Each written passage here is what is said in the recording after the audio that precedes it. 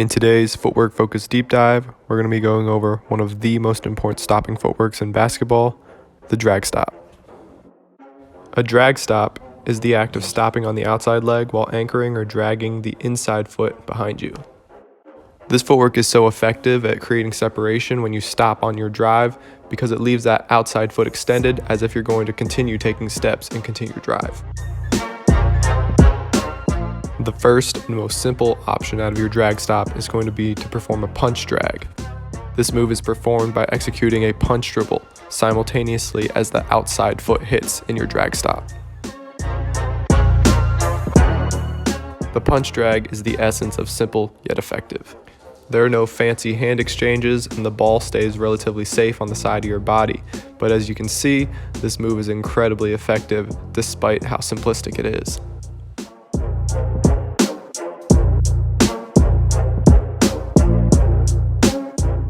Our next drag stop option is going to be the drag crossover.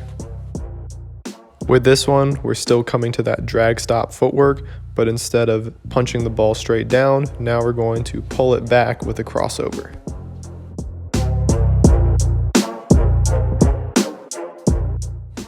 This move is going to be a little bit more risky than a punch drag as we're hanging the ball out there in front of us before we pull it back with the crossover.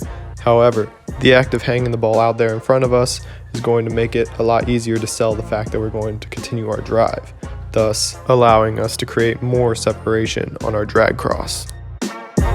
Our third option out of our drag stop footwork is going to be to perform a drag under dribble.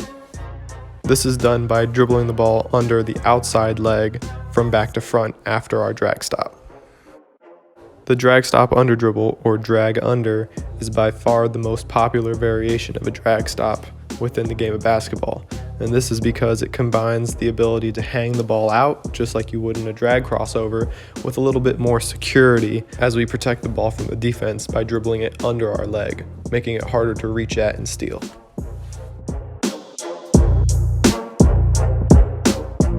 Next up, we have our drag stop into our behind the back, or our drag behind. Here we simply put the ball behind our back after performing our drag stop, leaving that inside foot behind us. This move in theory maximizes the protection of the ball from the on-ball defender by keeping it behind you as far away as possible, but it also loses points on ball security because it's the most difficult move to perform without losing it. If you can master it though with enough practice, it can be super effective in the game. Our fifth option is going to be a drag pickup. This move is pretty simple to perform. All you have to do is hang the ball out as if you're going to continue your dribble, but then pick the ball up and pull it back quickly. The drag pickup is really good for creating separation for your shot because you already have the ball in your hands for your shot. You don't have to worry about picking it up after your dribble.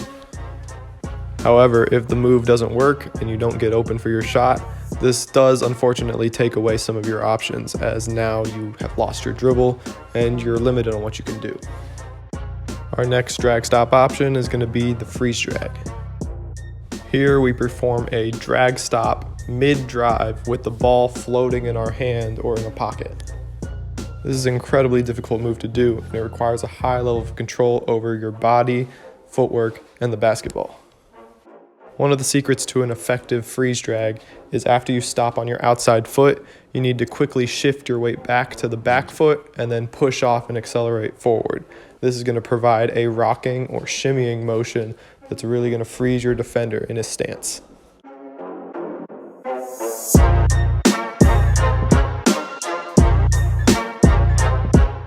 Our final option out of the drag stop footwork is going to be a drag fake, where we hang the ball as if we're going to perform a drag under, but then we perform a slice dribble, spinning the ball sideways as if we were going to push it under our leg, but due to the spin we put on it, it returns to our hand and we continue our drive.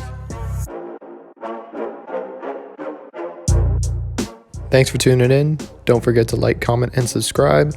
And as always, keep working on your game.